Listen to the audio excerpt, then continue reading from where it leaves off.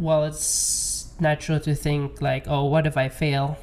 But then you can also be fearful of, oh, what if I don't try this now, right? There's that risk too. Especially if you think the opportunity won't easily come as often, then you want to think, right? Like, will I get a second chance to do this? And I think that really pushed me into actually doing it and overcoming that fear, because the fear of not trying it at all, I think, outweighs the fear of failing. Hi guys, and welcome to the Multiple Careers Podcast. This is episode number 9, and today I'm hosting a very special guest, Lu Sien Tan. Lu Sien left his high-paying job in software engineering to pursue indie game development. And at the moment, he's developing a game which is a tactical game. Some of you might know what that's all about, and we'll talk about that in more detail later. But the most important thing is that I and Lu Sien talked about his process of changing careers, the challenges and doubts he faced on the way, the differences between being an employee versus working by himself, is the advice that he could give to those of you who are perhaps also contemplating a career change or working on your own project or starting a new business. Also, full disclosure, Lu Sien is my brother, but beyond that, we are also best friends. We've helped each other a lot by sharing our stories and experiences. So I hope that you'll enjoy this podcast episode. Don't forget to subscribe and hit the notification bell and set it to all notifications if you don't want to miss out on future episodes of the Multiple Careers Podcast.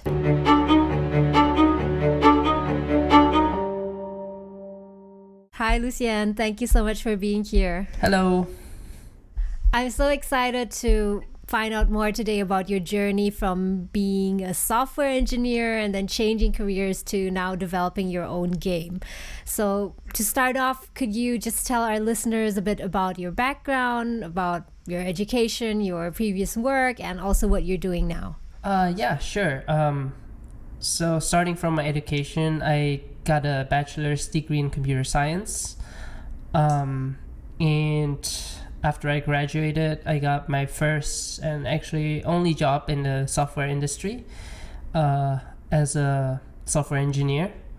And I worked in that company for almost 8 years. And after that, I took a small break and went to Japan for 2 years. And after that, that's when I started my indie game developer journey. And yeah, until now. Cool. Could you tell us a bit about the game you're working on now? We'll go into more depth later on, but yeah, just briefly, like what kind of game is it? Yeah, sure. It's sort of a more of a tactical game. So you as a player, you take a role of commander. You control a number of troops, and you want to control them tactically so that you can defeat your opponent, whether you're completely destroying them or you're capturing their base. But yeah, it's a tactical game. Wow, that sounds really interesting. Yeah, and we'll get more into that later. Yeah, but first, maybe let's talk a bit about your career change. That's what I really want to know more about. How was it like for you making that change from being a software engineer, working in a rather stable job, getting a paycheck, and then and then quitting and starting your own game? Like how did you get to that decision? How long did it take you? Yeah, it wasn't an easy decision that I can say for sure. And it actually took me quite a while to actually decide that yes, I'm gonna do this.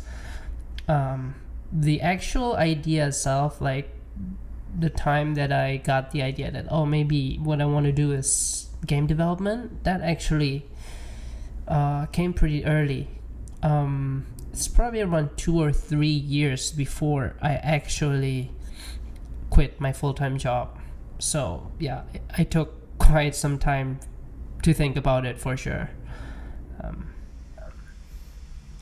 what were your biggest, let's say, concerns or maybe fears about making that leap? Like, why do you think it took you like quite a while before making that decision? Right. So, I think I often heard the stories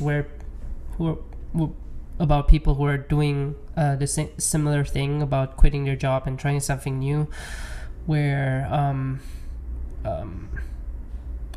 it feels more like as a big risk due to whether it's financial reasons or the new experience itself. But I guess for me, I think what made it hard about decision was that I was actually pretty content about my job at that time, and I was actually enjoying my work to some degree. So weighing the two options, I think that was not easy. I had to really consider like the trade-offs and the pros and cons, and like, I feel like I'm doing well right now. Do I really want to quit the job and do this crazy indie game development thing and probably don't make any money? So yeah, that's interesting that you said that you actually liked your job, because many people, like you said, they quit their job because they're really fed up with it and they don't like it and they want to do something that's more fulfilling to them. But for you, it's actually making a choice between two pretty good choices, actually, right? Because you actually had a pretty good career going on, right, in software engineering. Yes, I would say that that's the case. And probably if I hated my job, that would make it a little bit more easier in making the decision. You would have left earlier, maybe? Probably, yeah. Yeah, I wouldn't need that much time to think about it, right? Like, I hate the job anyway, so. But considering that I was actually having a good time there, I think that made it a little bit harder. What did you enjoy? Like, what were the aspects that you enjoyed about working in a company or, working like in a corporation? I think there are definitely multiple aspects to that. One, I think to some degree I do enjoy programming itself, and I feel like the work I was doing there actually had a visible impact to some degree. And I think, like we mentioned earlier, I think I had a decent career progression at the time where you're climbing up the ladder, and it's like, I would say it was going relatively good. And I think finally it's just a sort of sense of stability, I think, with the regular job. Stability and safety. Yeah, that's quite encouraging to hear that you're saying that you felt you made a visible impact. Like, I don't think that many people or most people would say that about their jobs, right? Like nowadays, what people feel they're lacking is they think that they're not making any impact, and that's why they want to do something else, right? And for you, you actually had that kind of impact already in your old job. So I mean, that said though, like compared to what I'm doing now, like doing the whole game project by myself, it's still a big difference, I would say. Even though I said I was making some amount of impact, but it's definitely nothing compared to like me just doing my own project where I'm responsible for everything. Yeah. So what was the final, let's say, like tipping point that made you decide, okay, let's go for it and let's like do it and not wait any longer? Right. I think for me there wasn't actually any like big grand tipping point. Like as I mentioned earlier, like I spent a lot of time, probably 2 to 3 years, while still doing my full-time job to really think about it and reassuring myself that what I'm doing is the right choice. So it's more really distributed over a period of time. And yeah, I think that's how I see it. There's not really one like defining moment or defining factor. It's just considering all various factors and doing a bunch of planning over like a long period of time. If you could make like a top, let's say top 2 or 3 list of things that were on your mind at that time, like what would you say those things would be? Like you just said that, yeah, you were thinking about whether or not it's the right choice to make or not. Like, what were the things that were kind of on your mind during that time? I think probably the easiest thing would be financial consideration. And while it wasn't, I think I was in a decently good financial situation to do this, it was still a big factor that I took into consideration. And at the time, I really want to make sure that I have enough savings so that I can do game development or try out game development without too much worry for a significant amount of time, right? Giving me some space and peace of mind, not worrying about money all the time while I'm working on my games. That would be one thing. I think the other thing is just sort of researching sort of what I will be doing exactly, or what I could be doing within game development itself.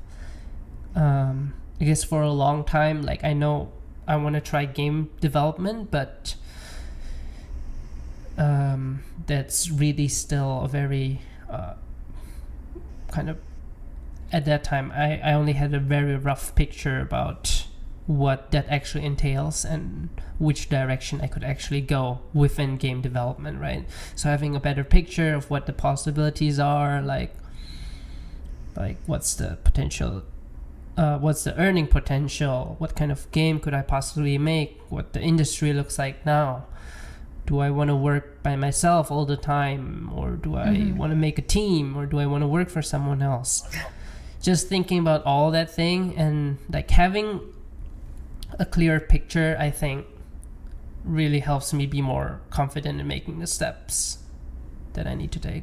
Yeah, it's kind of a dilemma, right? Like there's so much uncertainty, things that you don't know, and you try to prepare yourself by thinking through everything, but in the end you kind of only really know how it is after you've been through it, right? After you've done it. That's true. Yeah. In the end, you only know after you tried it. But has it been at all like the way that you expected it to be? Like having those thoughts about, okay, what will I do later? How it will be like did it turn out to be how you expected it to be?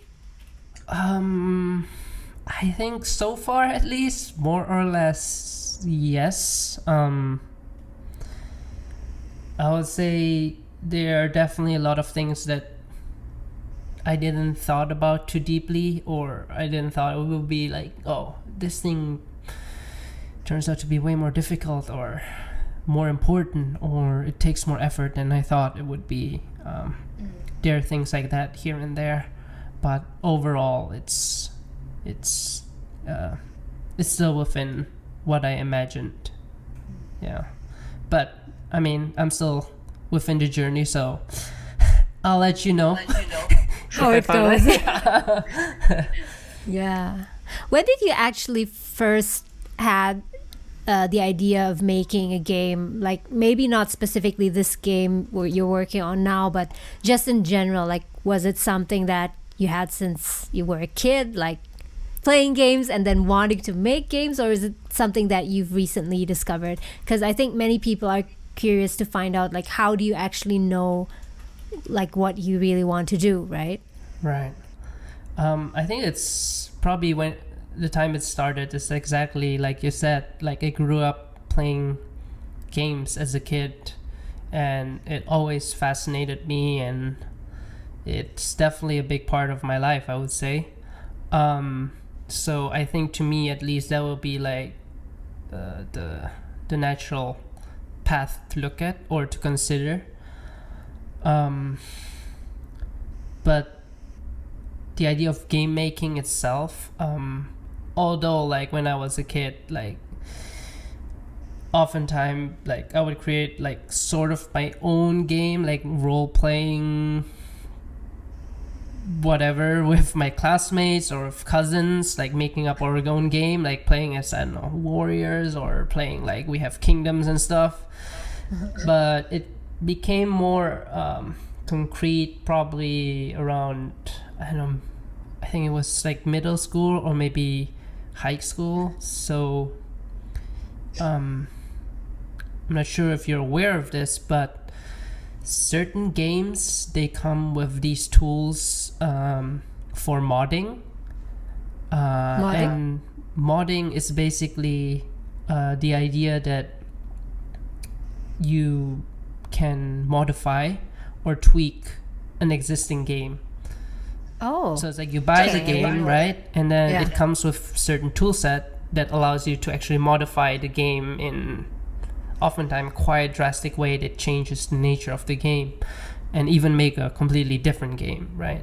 So I definitely was interested and played around with those for some amount, and yeah, I think it definitely sparked my interest. Did your choice to study computer science, right? Computer science have was it related to your interest in like games and game making? I mean, was it a conscious choice, a plan that, okay, I'm going to go and study computer science so that later on I'll be able to make a game? Or was it kind of a like happy coincidence?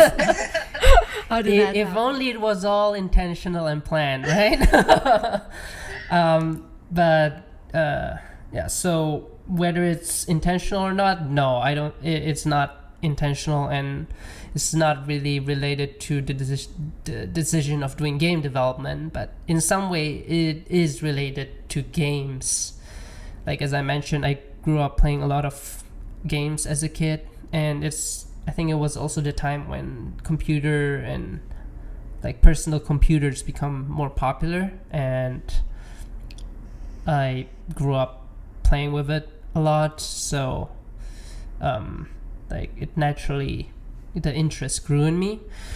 So I guess when I had to choose my major for college, I was pretty much clueless, I would say, but since I enjoyed computer stuff and computer related stuff and game related stuff, computer science is what I chose.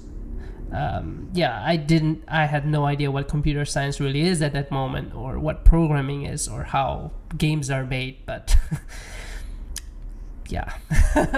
So that worked out pretty well for you, right? Because Yeah, and can yeah, it imagine worked that. out. but you use like a lot of skills like you learned back then now. Yeah, I'm definitely glad. It could have gone other ways. Could have gone really differently, Yeah, right? I think I was considering soccer. Soccer. Like joining soccer team or something at that time too. So my life could have been completely different. Right, yeah. Yeah, it worked out pretty well for you in the end, right? Yeah, I would say. Do you think that you could have like made a game, or in general, can people make games without getting a degree in computer science or something related, or is it something that you can actually learn on your own and just like try making? I mean, like playing the guitar, right? You can Right. you can study music, but you can also just like learn it by yourself, or I don't know, take courses or so. Yeah, I think especially these days, right? I feel like oftentimes you can say you can almost learn anything by yourself these days, but as for game development, yeah, I think there's a lot of great resources out there. I mean, I think it would help if you have like a pillar you can hold on to. Like for me, it's computer science or software, or it doesn't matter. Like maybe you can have a background in art or something. Just that stepping stone to help you get in there, because just going from nothing it's definitely possible, but definitely more challenging, right? Because then you have to like completely learn programming from scratch, and then learn art from scratch, writing, blah blah blah. So it's nice to have something to start with, but yeah, you can totally learn by yourself. That's good to know. Yeah, for anyone listening right now who wants to make games, and yeah, perhaps that could be a path, right? Like learning it on your own. Yeah, I just want to briefly go back to you mentioned earlier that you had like concerns, like concerns about financial consideration and about like doing your research about what exactly it is that you want to do later. Let's talk a bit more about like the financial considerations, if you're comfortable talking about that. Yeah. Because right now you're living in Seattle, right? And everyone knows Seattle is a super expensive city. So how do you make it? Like how do you pay your bills? How can you keep doing your own thing? And yeah, how do the finances work? And what advice could you give to people who want to do the same thing, right? Do their own thing, but not relying on a steady income anymore. Right. Yeah, I think my advice would be to just plan and prepare. Get an estimate of like how much time you want to give yourself in trying to do the new thing. And maybe if possible, multiply that time by 2 or 3. 2 or 3. And then figure out how much you need, right? To have a, I don't know, comfortable or enough budget to live somewhat comfortably. And for me at least, I think there could be different way to achieve this, but for me it was just having enough saved up. I do also have some passive incomes, not a whole lot, but it definitely helps. So I would encourage you to look at that too. Probably not something that takes too much of your time, right? Because you want to focus on your new thing. Right. It would be, right. But yeah, something that's low effort. And I think there's a lot of idea out there these days. Like you can find a lot of ideas about getting passive income ranging from low amount to high amount. But yeah, for me it's a little bit of passive income, but the primary source for me would be savings. Savings.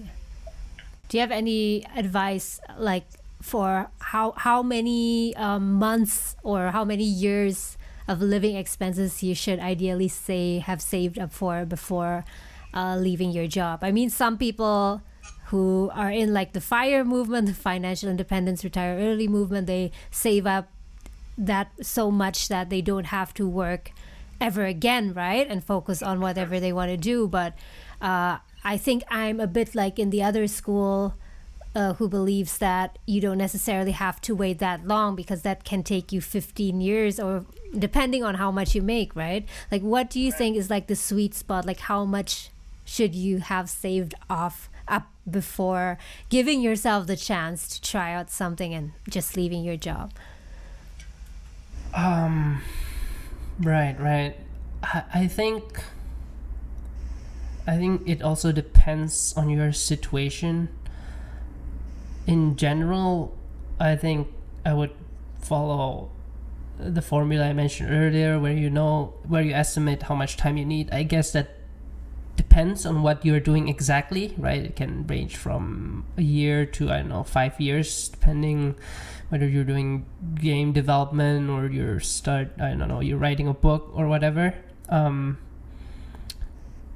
And I guess then you need to consider whether you have a sort of a backup plan or not if that doesn't work out, right? And for me, I guess I'm lucky enough to be in a situation where I think my backup plan is pretty easy. It's going back to a regular software job. So in that case, I think I don't need to save up for like my entire life and then do it. I could just save up enough, and then I guess if that didn't work out, like I have my exit plan. That's a good plan to have, because sometimes people make it like a yes or no choice, right? As in, okay, leave your job and do your own thing and never ever go back again.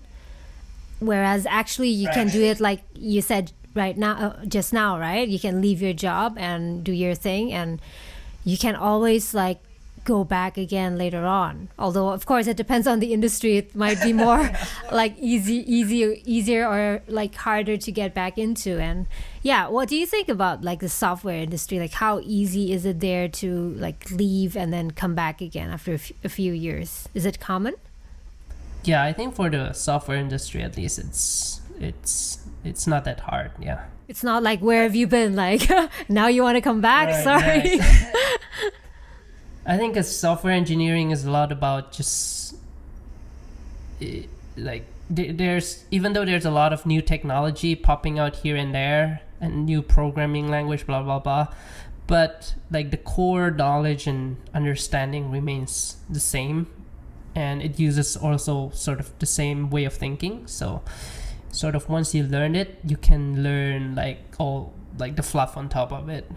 And yeah, let's say you want to go back to getting a full-time job in software, I would imagine like you can just study up on whatever latest thing is there, or even like make a small project demonstrating that you can keep up with the new stuff.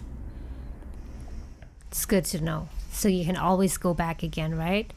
You're not completely like gone. Right.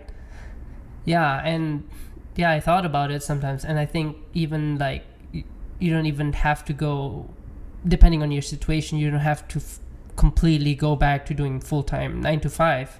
You can even consider, I don't know, maybe do it part-time while you're still doing your new thing, right? Or maybe freelancing, or yeah. But even though you knew that one day, I mean, you have this backup plan and you could go back again at some point, regardless of whether you were successful or not, right, with your game, that option is there. Were you still scared, like when you left your job? And yeah, if you were, like, how scared were you? Yeah, I think it was definitely a scary decision, because I think I see it not just as a career change sort of, but just a life change in general. Like for example, there's a lot of getting used to, like, with new routines, and like I don't have this fixed structure that I orientate my life around, right? Where people usually who has 9 to 5 jobs, right?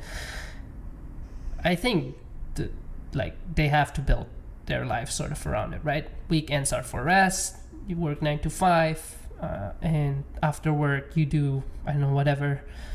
Whereas working by yourself, doing your own thing, you need to structure it yourself and navigate it by yourself. So it was definitely scary. And of course there's also the the fear of failing. I think that's probably always the big thing, fear to fail. But what is the success rate like approximately for indie game developers? Like, how many people make it, if there's like a definition for making it at all? Like, what would be success, and how would you define failure? I think it depends on person to person for sure how you define success, right? I would say a reasonable way to define it is, I don't know, you make a game and you can sell it enough for you to get by, I would imagine. But I'm sure people have various definition of success, right? I mean, you can not earn a lot of money but have a great game, and I would definitely count that as a success as well to some degree. And then of course there's a 0.0001% or whatever of the super successful ones, right? And that's the story we often heard. And it will be nice to achieve that, but especially in the indie game industry, I don't think it's a reasonable target to aim for. But And it's definitely, I think, not the best industry to be in financially wise.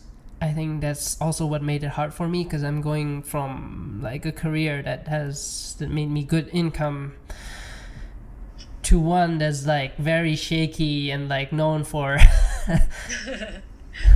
for not a good like a financial decision. Like, yeah, if your goal is to make a lot of money, I don't do indie game development. Be a software engineer, right? Be a software engineer. I don't know. Yeah. I think fear of failure is something that like holds many people or most people back from really going after what they really want, what's important to them, right? Like being afraid to fail. How did you in the end overcome that feeling? Because like I can't imagine, like it's a very big concern, like thinking about, oh, what if this doesn't work? What if I fail? Like, how did you get over that feeling and just like decided to let's just do it anyway? And yeah. Right. I think for me, probably there are two things that help me get over that. The first is related to my previous point about being prepared. Do your research, get as much information as possible about what you're doing exactly. Like you said, you don't know for sure what you're getting into until you're actually doing it, but I do think a lot of research and being specific about what you're doing can help you prepare and give you a better chance at success. So I guess this is the more practical sort of thing that I did. And the second thing is, I guess, more about the mindset. Like, well, it's natural to think like, oh, what if I fail? But then there's also, you can also be fearful of, oh, what if I don't try this now, right? There's that risk too. Especially if you think the opportunity won't easily come as often, then you want to think, right? Like, will I get a second chance to do this? And I think that really pushed me into actually doing it and overcoming that fear, because the fear of not trying it at all, I think, outweighs the fear of failing. Why do you think that there might like not be an opportunity to do it again? I mean, it kind of implies that it's better to try it out earlier rather than later in a way, right? Right, yeah. I mean, yeah, it really depends on your situation, but there's all sort of factors to consider, right? Like, I don't know, where you are at life, or just financially. If like, I don't know, you have savings now, but who knows what will happen in the future. Health could be a consideration too. Say, I don't know, you're feeling good and fit, and I don't know, you're at your prime or whatever, but things can change, right? So yeah. I mean, of course it can also change for the better, but you never know. So I think given the opportunity, you have to if you're thinking it from the, oh, what's the worst case scenario, then it's probably, oh, then the chance might not come again, right? So if there's a chance, like, you should at least think of it carefully.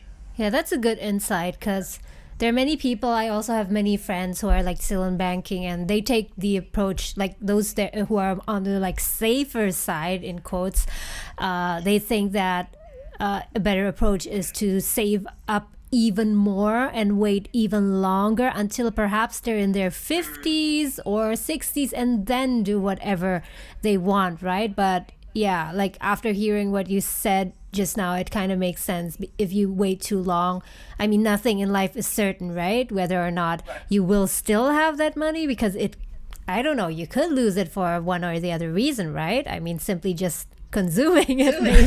Yeah. Or you don't know how your health will be, whether or not you'll have enough energy at that point or not. So yeah, there are a lot of things that speak for why not like do it now as early as possible. I mean, as long as your finances and everything else allows it, right? Yeah, Yeah. for sure. Yeah. One thing I also wanted to know is, did you have like a kind of a role model, or I don't know, someone who was successful in indie game development that you looked up to, or that kind of like inspired you to do what you're doing now? Yeah. There are definitely a number of them, and I think I admire them a lot. One of them is, what was his name? He goes by an alias Concerned Ape. I think it's Eric Barone. He's the creator of Stardew Valley. I think it's one of the more well-known indie game, and it was really successful. Yeah.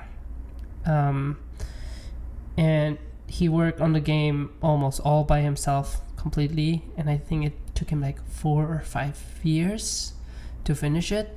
But yeah, he did it all by himself, and turns out to be an amazing game. A lot of people really like it, and yeah, I think he really inspired me too, for sure. I think he had to learn a lot of things, because I believe like when he started, like his background was also just software, or I think maybe he even just graduated from computer science. So he had to learn a lot, because game has a lot of parts in it, right?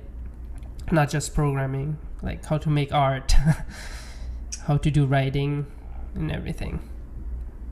Wow, that's pretty long, right? 4 to 5 years. Yeah.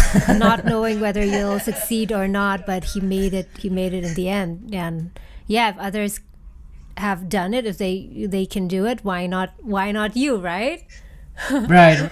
But how much of that do you think is luck, and how much of that is actually like a result of his work and like dedication to it, not giving up? Oh, that's a hard question. I mean, I think a lot of it is definitely not giving up and hard work, for sure.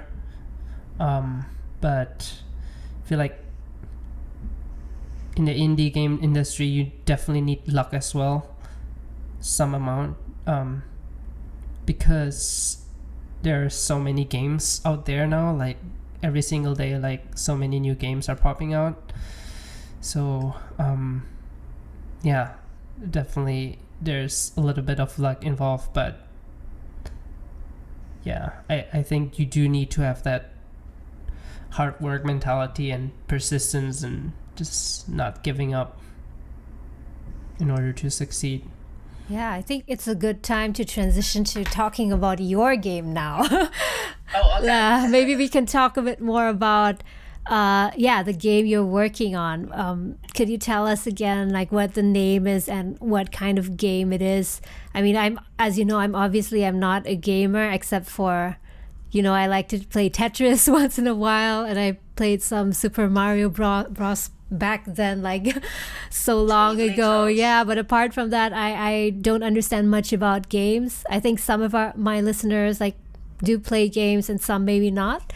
So maybe you could, go into more depth about it, and maybe also explain it in a way that non-gamers can imagine it. I'll try my best. So unfortunately, my game doesn't have a name yet, something I really need to work on, but it does have a sort of an alias or a pseudonym. I call it Project Grit with a T. Not grit, Yes. Grit. Yeah, Grit, yeah, because I was trying to project some sort of, I don't know, perseverance of like not giving up into it. Because I've tried out a number of projects before that that didn't work out so well. So, but maybe this time. Anyway, the game itself, I think I mentioned this earlier before, is so the perspective is top down. So you're viewing sort of the world or the area from a top down perspective, and you're controlling troops, which they are placed on a grid. So you can imagine it like a chessboard. and you have your knights, your archers, and your catapults within those grid. And what the game is about is that you're sort of the commander of those troops, and you need to control them in a tactical way in order to defeat your opponent in battle. And the goal is usually pretty straightforward. Either you just defeat all your opponent's troops, or perhaps there could be an objective like capturing the enemy's base or defending against an enemy invasion, for example. So they're pretty straightforward objective, but the idea is that you need to think in a tactical way to gain the upper hand against your opponent troops. And like the troops itself, there are various kinds, right? So with each performing different functions. For example, a knight would have like thick armor and they will be very durable, versus like an archer who instead is kind of fragile but they can shoot from far away, right? So you need to position them properly and like try use them as effective as possible. I hope that makes sense. Oh, that sounds exciting, but also sounds like a lot of work, right? I mean, for one person, you're doing it all by yourself. I do try to make a smaller game this time compared to some of my previous projects. So yeah. So this is your second game that you started, right? Oh, it's like, I don't know what number. There's a lot of projects I started but never finished. Yeah. But maybe the more serious one, maybe I would say number 2 or number 3. Yeah. Okay. Wow. And you're doing everything by yourself. How do you think your previous career and your studies, computer science, and working as a software engineer, how has that equipped you, like in terms of skills for making this game? Like how much do the skills overlap with what you're doing now? Right. So programming itself is definitely the biggest help to actually start working on games. Of course, there are other elements of game development, right? Not just programming. There's art, audio, writing, game design, etc., etc.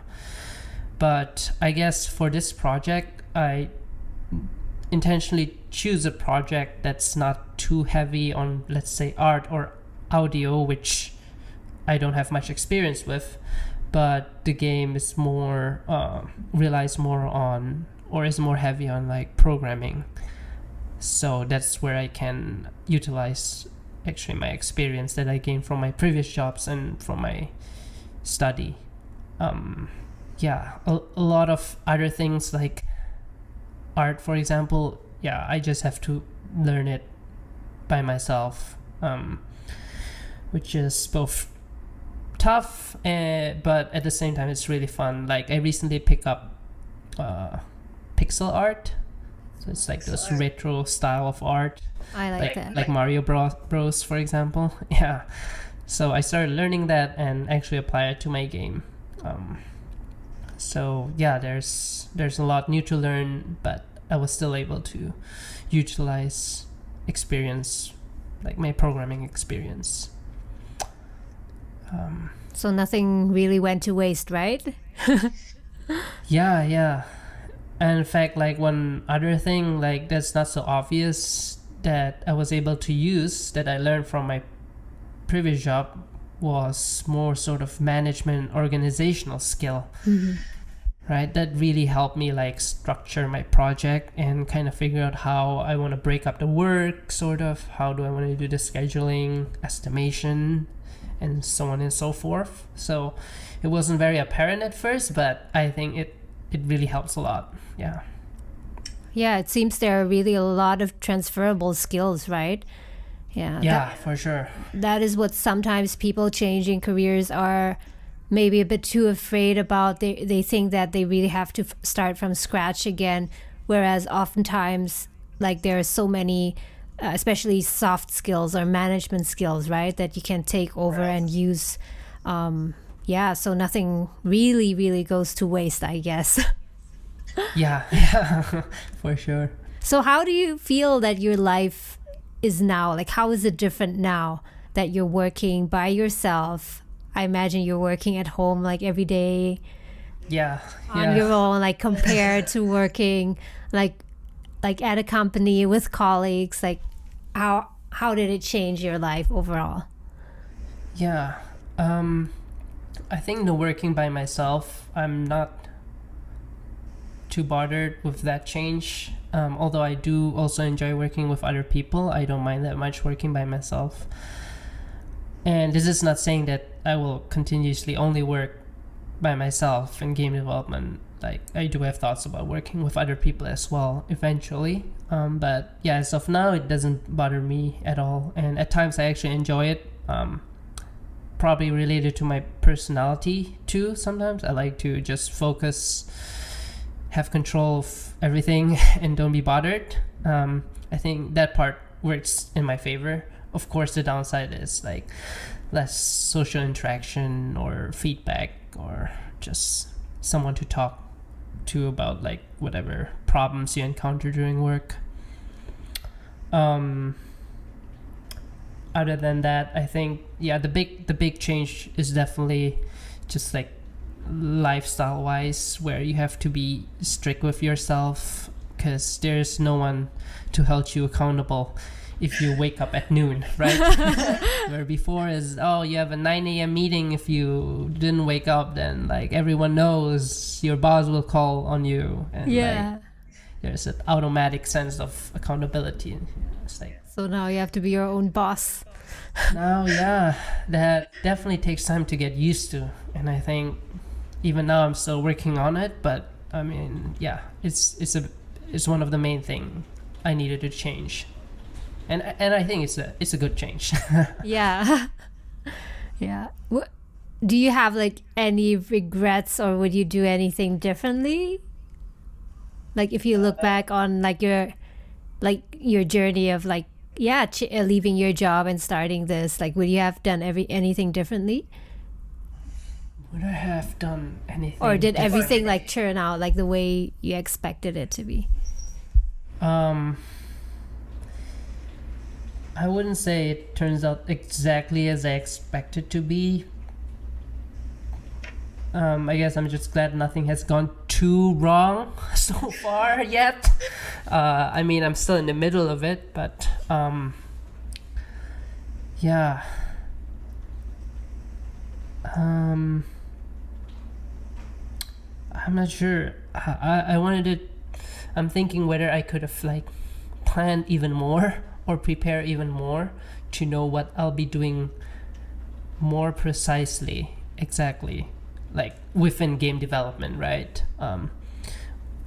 Like even though I did like a lot of research and roughly have an idea what I want to do, like, oh, maybe I want to do this game of this size, and then maybe I'll do it for this long.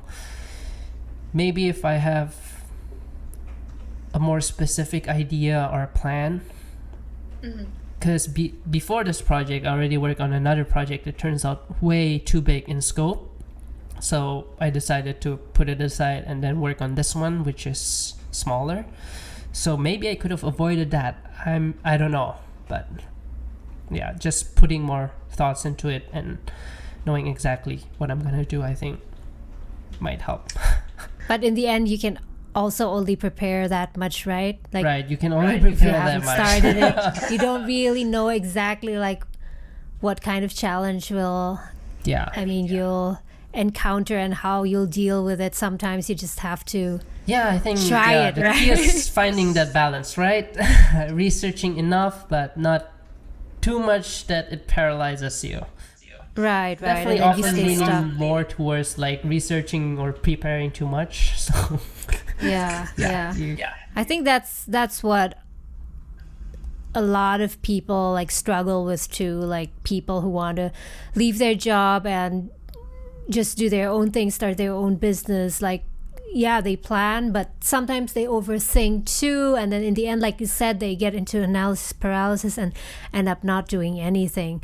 So what do you have any advice that you could give to listeners who maybe are planning something similar, like leaving their job, starting something new? Like, what would your like top advice be for them?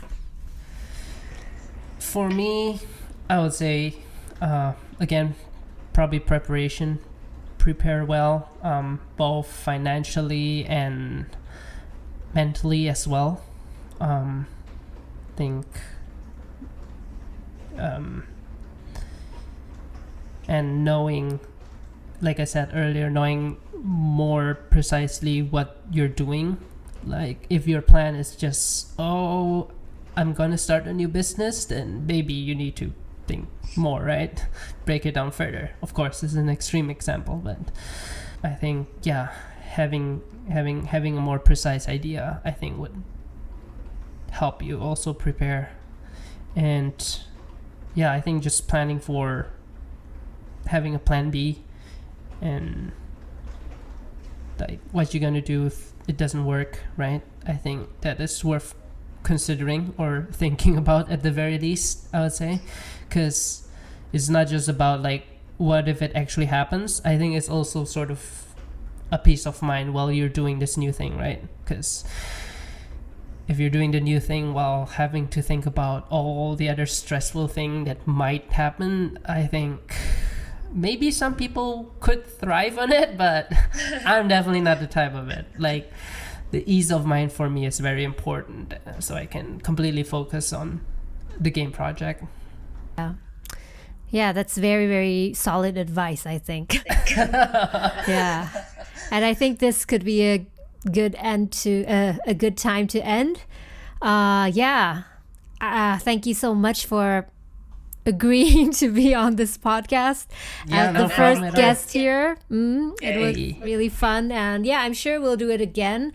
I'm really curious to go more into your experience, like going to Japan, like that time in between quitting your job and starting making your game. So to all listeners listening to this right now, if that's something that you're interested in, if you're watching this on YouTube, you can drop that in the comments below so I'll know that you're interested in that. And I'm sure we'll do another episode together.